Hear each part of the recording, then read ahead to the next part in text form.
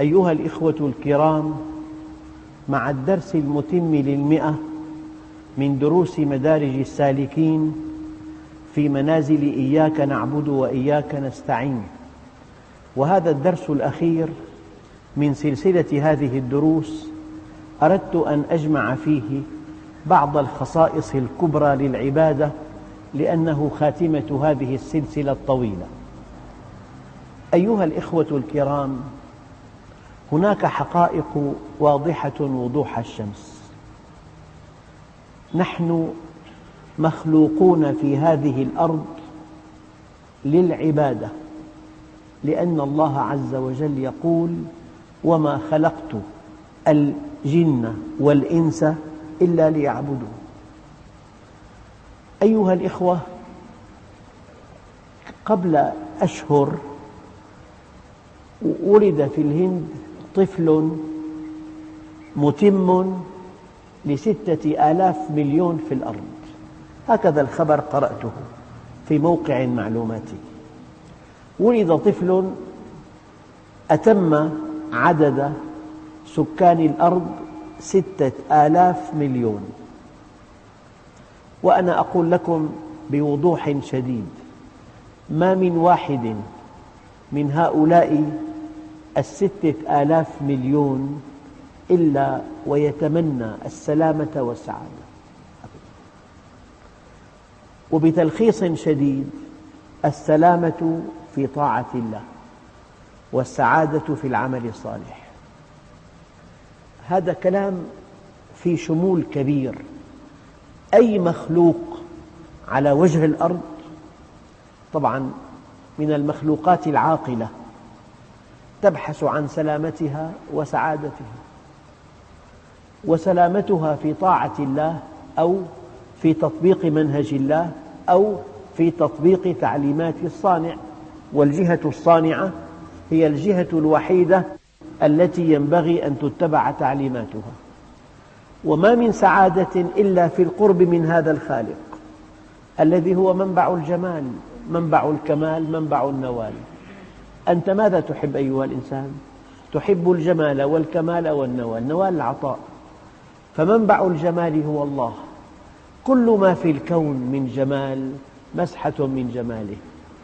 أنت حينما تشعر بلذة حينما تتصل بمخلوق جميل، الجمال المطلق. أنت حينما تأكل طعاما طيبا ويلتصق الطعام بأعصاب الذوق في سقف اللسان، في سقف الفم أثناء البلع، تشعر بطعمة هذا الطعام. لماذا شعرت بلذة؟ لأنك اتصلت بعنصر جميل في طعمه. وقد تتصل بعنصر جميل في شكله، تنظر إلى جبل أخضر وبحر جميل، أو إلى وردة متألقة. فأنت حينما تتصل بطريقة أو بأخرى بشيء جميل تشعر بلذة ومتعة. فكيف إذا سمح لك أن تتصل بأصل الجمال في الكون؟ هذا معنى قول النبي عليه الصلاة والسلام: أبيت عند ربي يطعمني ويسقين. هذا معنى قول النبي: أرحنا بها يا بلال. صدقوني أيها الإخوة، أحدكم حينما يحكم اتصاله بالله أو يعمل عملا صالحا كبيرا يبيض وجهه عند الله، حينما تنهمر دموعه من خشية الله، يشعر بسعادة والله لا توصف. والله متع الأرض كلها لا يمكن أن تصمد أمام هذه المتعة، متعة الاتصال بالله. هذا الاتصال بالله يجعلك إنسانا آخر. موازينك مختلفة اختلافا كليا عن موازين الآخرين. مقاييسك مختلفة. تسعد بالعطاء لا بالأخذ، تسعد بالاندفاع لا بالانسحاب، تسعد بتقديم جهدك للآخرين لا باستغلال جهودهم. هذا هو سر التدين. السلامة والسعادة مطلبان ثابتان لكل إنسان في كل زمان ومكان. لماذا الشقاء؟ هناك شقاء في العالم لا يعلمه إلا الله، وهناك أناس بحسب القرآن الكريم سوف يكون مصيرهم إلى النار. استمع إليهم ماذا يقولون: لو كنا نسمع أو نعقل ما كنا في أصحاب السعير. هي أزمة علم. السبب أن كل إنسان يحب وجوده ويحب سلامة وجوده وكمال وجوده واستمرار وجوده، فلو أتيح له أن يعرف أسباب سعادته لسلك فيها. يعني إنسان شقي لو أتيح له أن يعرف الله وأن يعرف طريق سعادته كما عرفها المؤمن لكان مثله. إذن سبب الشقاء هو العلم، نقص العلم، نقص التوحيد، الشرك، تغييب الحقائق الأساسية عن الإنسان. هذا معنى قول الله عز وجل: لو كنا نسمع أو نعقل ما كنا في أصحاب السعير. فاعترفوا بذنبهم. أيها الإخوة، الملاحظ يعني في آخر الزمان العبادات الشعائرية يؤديها الناس جميعا، ويغيب عنهم أن منهج الله فيه عبادات شعائرية وفيه عبادات تعاملية. عبادات شعائرية وعبادات تعاملية. وأنا أرى أن العبادات الشعائرية لا يمكن أن تقطف ثمارها ولا أن تسعد بها إلا إذا كنت ملتزما بالعبادات التعاملية. ومعي 1000 دليل ودليل. النبي عليه الصلاة والسلام سأل أصحابه: من المفلس؟ قالوا: من لا درهم له ولا متاع. قال: لا، المفلس من أتى بصلاة وصيام وصدقة وقد شتم هذا وضرب هذا وأكل مال هذا، فيأخذ هذا من حسناته وهذا من حسناته، فإذا فنيت حسناتهم طرحوا عليه سيئاتهم حتى يطرح في النار. إن فلانة تذكر أنها تكثر من صلاتها وصيامها وصدقتها غير أنها تؤذي جيرانها بلسانها، قال: هي في النار. دخلت امرأة النار في هرة حبستها، لا هي أطعمتها ولا هي تركتها تأكل من خشاش الأرض. لا يدخل الجنة قتات، هذا النمام. لو استعرضت الأحاديث الصحيحة المتعلقة بالمعاملات لوجدتها أكثر من أن تحصى، ولوجدت أن العبادات الشعائرية مرتبطة بالعبادات التعاملية. فقد ورد عن السيدة عائشة رضي الله عنها، وهذا حديث مشكل لكن يعنيني منه جانب واحد، قالت: قولوا لفلان إنه أبطل جهاده مع رسول الله. أنت حينما تأكل المال الحرام، وحينما تعتدي على الأنام، وحينما توقع بين اثنين، وحينما تفعل شيئا منكرا، كأنك قلت: يا رب أبطل لي صلاتي، لا تقبل مني صلاتي، لا تقبل مني صيامي، لا تقبل مني حجي. فيا أيها الإخوة، ونحن في الدرس المتم لل100 من دروس مدارج السالكين في منازل إياك نعبد وإياك نستعين، أريد أن أضع يدي على بعض الحقائق. الحقيقة الأولى: العبادة ليس شيئا تفعله أو لا تفعله، لا، هي قدرك، خلقت من أجلها. علة وجودك أن تعبد الله، ويجب أن تعلم علم اليقين أنه من عبد الله ولم يحب، من أطاع الله ولم يحبه ما عبده، ومن أحبه ولم يطعه ما عبده. إنها طاعة طوعية ممزوجة بمحبة قلبية، أساسها معرفة يقينية تفضي إلى سعادة أبدية. أؤكد لكم أيها الإخوة أن أكثر الفرق التي انحرفت اعتمدت أحد كليات الإسلام وركزت عليه وأهملت الكليتين الباقيتين.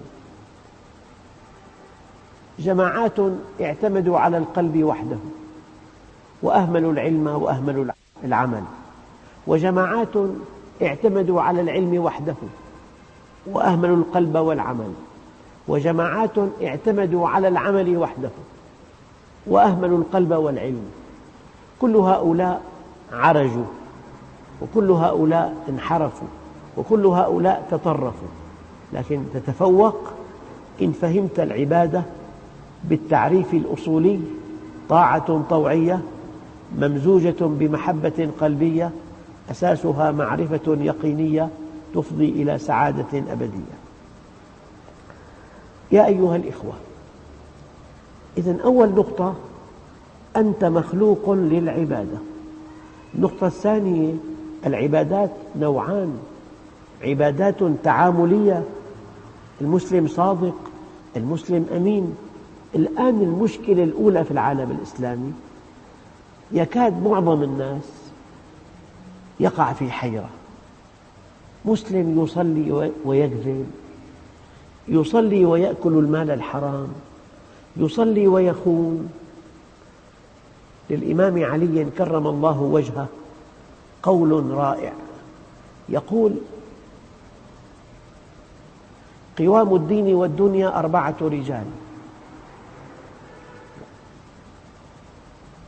قوام الدين والدنيا 4 رجال: عالم مستعمل علمه، عالم مستعمل علمه، وجاهل لا يستنكف أن يتعلم، وغني لا يبخل بماله، وفقير لا يبيع آخرته بدنيا. فإذا ضيع العالم علمه استنكف الجاهل أن يتعلم، وإذا بخل الغني بماله باع الفقير آخرته بدنيا غيره. فأول شيء أنت مخلوق للعبادة. الشيء الثاني: العبادة طاعة ومحبة، أساسها علم يقيني، منتهاها سعادة أبدية. العبادة فيها جانب تعاملي وهو أساسي جدا، وجانب شعائري وهو ثمرة للجانب التعاملي، كساعات الامتحان تماما لا معنى لها إن لم تدرس. إذا صح أن تكون العبادة التعاملية هي العام الدراسي، فإن العبادة الشعائرية هي ساعات الامتحان ال3. بقدر دراستك تتألق في امتحانك. فلو فرضنا أنك لم تدرس، الامتحان ليس له معنى إطلاقا. الشيء الثاني أيها الإخوة: حينما يقول عليه الصلاة والسلام في الحديث الصحيح: اتق المحارم تكن أعبد الناس، يعني في نوافل وفي أذكار وفي أعمال صالحة، لكن قبل كل هذه الأذكار وكل هذه النوافل يجب أن تتقي المحارم كي تكون أعبد الناس. فإن الله لا يقبل نافلة ما لم تؤد الفريضة، كما أنه لا يقبل عملا صالحا إلا إذا بني على استقامة وطاعة. فإذا أردت أن أبرز في هذا اللقاء الطيب وفي هذا الدرس الخاتم ل100 من دروس مدارج السالكين، إن أردت أن أبرز معالم الطريق إلى الله، أول معلم من معالم الطريق إلى الله أن تعرفه. مع أن جماعات كثيرة تهمل معرفته وتركز على معرفة منهجه، مع التقدير اللامتناهي لمعرفة منهجه، ومع التقدير الكبير لضرورة معرفة منهجه، لكن معرفة منهجه وحدها لا تكفي. لا بد من أن تعرف الآمر. من أجل أن يكون الأمر عظيما عندك ومن يعظم شعائر الله فإنها من تقوى القلوب. يعني أكاد في هذا الدرس الأخير من دروس مدارج السالكين أن أبرز لكم معالم الطريق. أول معلم أن تجتهد في معرفة الله، لأنه آمر.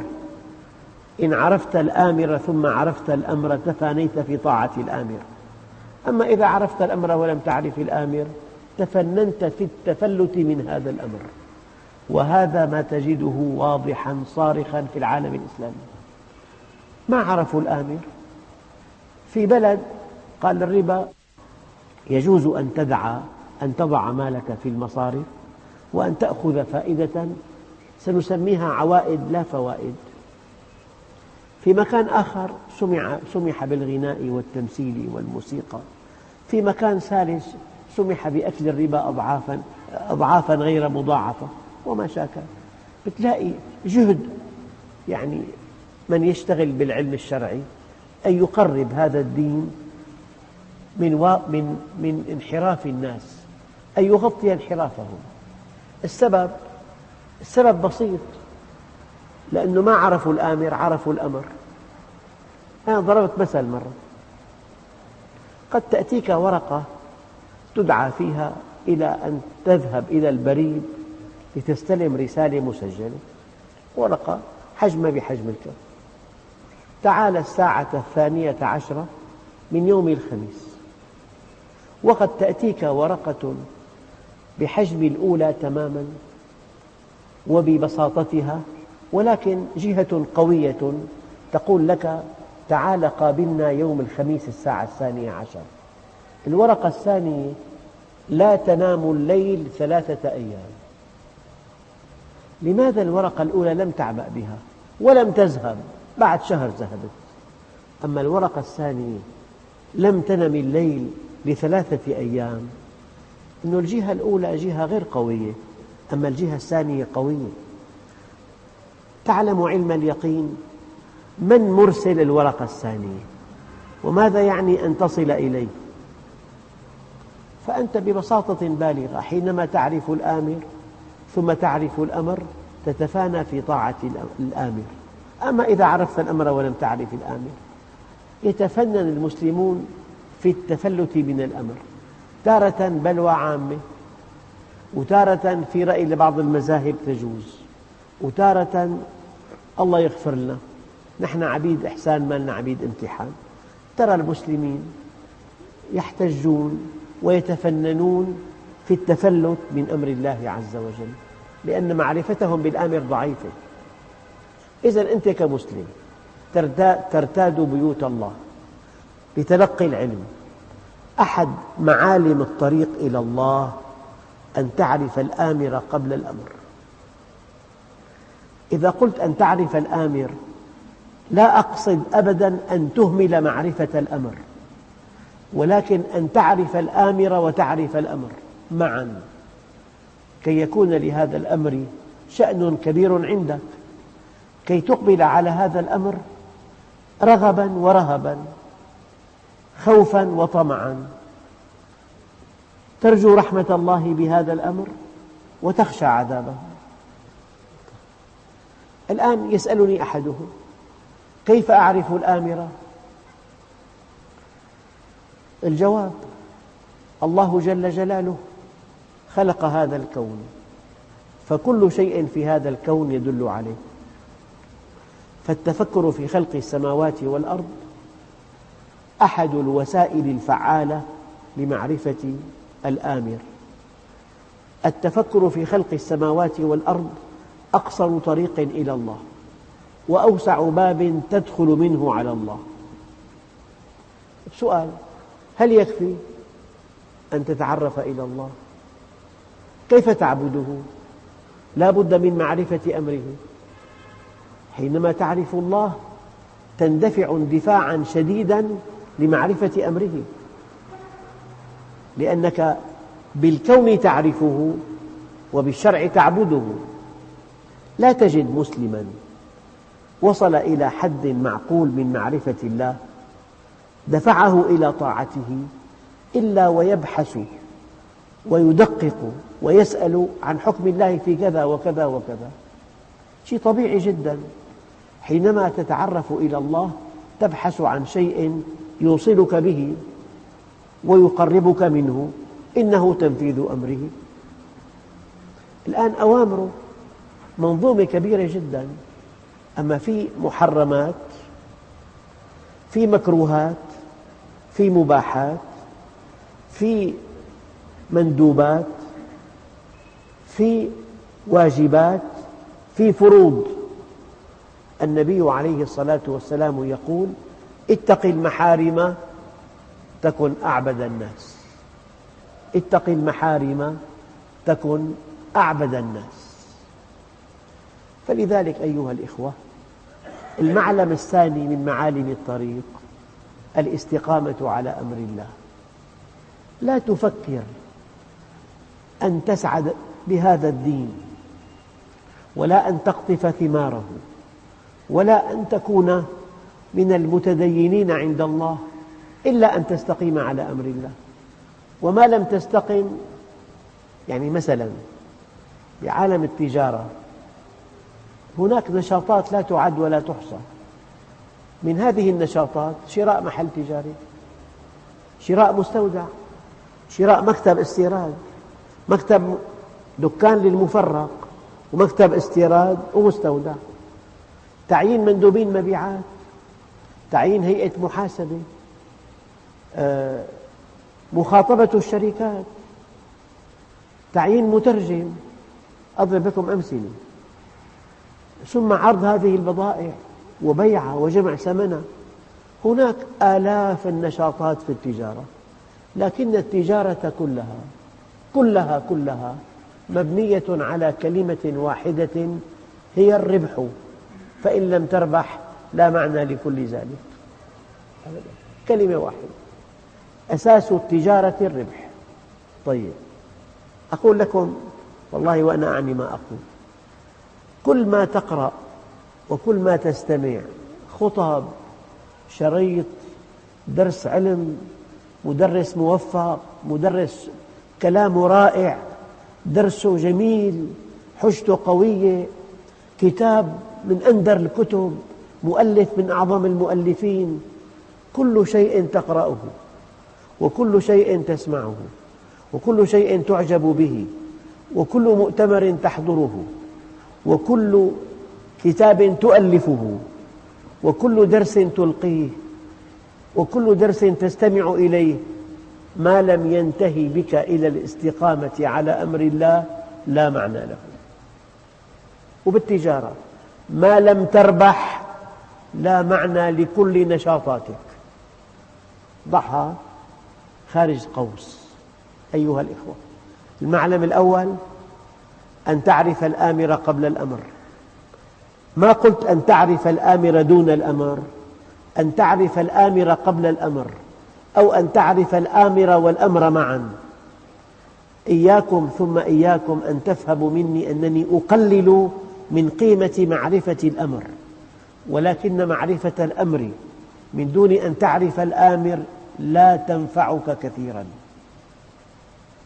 ثم لا بد من أن تتحرك لتستقيم على أمر الله، لا بد من أن تأخذ موقف. والذين آمنوا ولم يهاجروا ما لكم من ولايتهم من شيء حتى يهاجروا. والذين آمنوا ولم يهاجروا، ما لم تأخذ موقف عملي، ما لم تعطي لله، ما لم تمنع لله، ما لم تصل لله، ما لم تقطع لله، ما لم تغضب لله، ما لم ترضى لله، ما لم تقم علاقة مع زيد لله، ما لم تقطع هذه العلاقة لله، فكل شيء نظري وكل شيء تعتقد به لا جدوى منه. أوضح مثل: إنسان معه مرض جلدي بحاجة إلى أشعة الشمس، والشمس ساطعة، فلو قال الشمس ساطعة لا يستفيد. أولاً لأنه ما فعل شيئاً، هي ساطعة، فإن قال ساطعة ما زاد شيئاً، يعني ذكر شيئاً واقعاً. ما أضاف شيئا، وإن أنكر سطوعها يتهم عقله.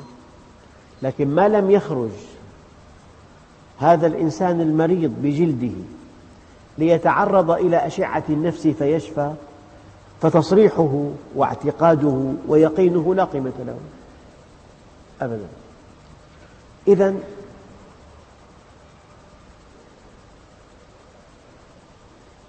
إذن المعلم الثاني الاستقامة على أمر الله. يخادعون الله وهو خادعهم. أحيانا الإنسان يتوهم أنه يرضي الله بسماع درس العلم. الله عز وجل لا يرضى إلا إذا طبقت العلم. يا أيها الذين آمنوا لم تقولون ما لا تفعلون كبر مقتا عند الله أن تقولوا ما لا تفعلون. تتعرف إلى الله من خلال خلقه ومن خلال أفعاله ومن خلال كلامه، ثم تتعرف إلى منهجه، ثم تستقيم على أمره. المعرفة والاستقامة. بدأت هذا الدرس بقولي: أنت بالاستقامة تسلم وبالعمل الصالح تسعد. فأول معلم معرفة الله، المعلم الثاني معرفة أمره، المعلم الثالث أن تستقيم على أمره، المعلم الرابع أن تعمل صالحا، أن تبذل مما آتاك الله من علم، من مال، من قوة، من جاه، من خبرة، من وقت. لا بد من أن تبذل، لأن حجمك عند الله بحجم عملك الصالح. نعرفه ونعرف أمره ونطيعه ونتقرب إليه. هذه المعالم الأساسية للطريق إلى الله عز وجل. الآن نعرفه وهو أصل الدين، ونعرف منهجه كي نتقرب إليه، نطيعه كي نسلم، نعمل الصالحات كي نسعد. لا بد من الاتصال به. الصلاة مناسبة كي تتصل به، والزكاة من أجل أن تتصل به، أن يكون هذا المال الذي دفعته سبباً للإقبال على الله، والحج من أجل أن تتصل به، والصيام من أجل أن تتصل به، والأذكار من أجل أن تتصل به، والدعاء من أجل أن تتصل به، وكل أنواع العبادات التعاملية والشعائرية من أجل أن تتصل به. بل إن كل شيء يقربك من الله عز وجل ينبغي أن تفعله، وكل شيء يبعدك عن الله عز وجل ينبغي أن تبتعد عنه. فهي معالم الطريق إلى الله عز وجل. ديننا بسيط، وأنا أتمنى أن تفهم هذا الدين فهم مبسط. هذا الدين لأنه كالهواء يحتاجه كل إنسان. يعني لو كان الهواء من أجل أن تستنشقه يجب أن تعرف تركيبه، يموت الناس. هذا الهواء قاسم مشترك للناس جميعا، والدين كذلك. أينما ذهبت الإنسان بحاجة إلى تدين صحيح، بحاجة إلى أن يعرف الله، أن يتصل به، أن يلوذ بحماه، أن يشعر أن الجهة القوية تحبه. فيا أيها الإخوة، من أجل أن نكسب الوقت، من أجل ألا نتحرك دون أن نتقدم، من أجل أن نكسب أعمارنا الثمينة والقصيرة. العمر ثمين، يعني ما دام العمر ثمين والوقت قصير والمهمة كبيرة، ينبغي أن تصطفي الشيء النافع.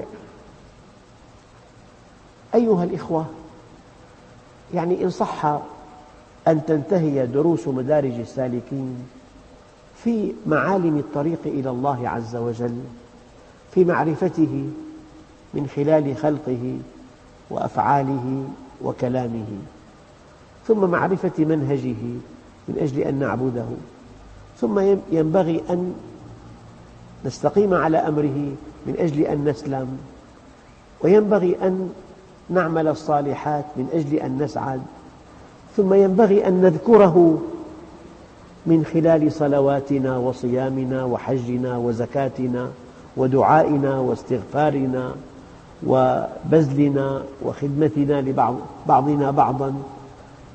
فهذا هو الطريق، معرفة واستقامة وعمل صالح وذكر. لو أردت أن تضغط مؤلفات كثيرة جدا لا تجدها تزيد عن هذه المعالم الأساسية التي أرادها الله لتكون طريقا إليه. أنا أتمنى أن يبسط الدين لا يعقد، وأتمنى أيضا أن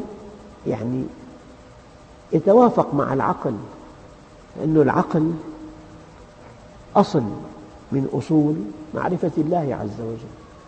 لماذا يقول الله عز وجل: أفلا تعقلون، أفلا تنظرون، أفلا يتفكرون؟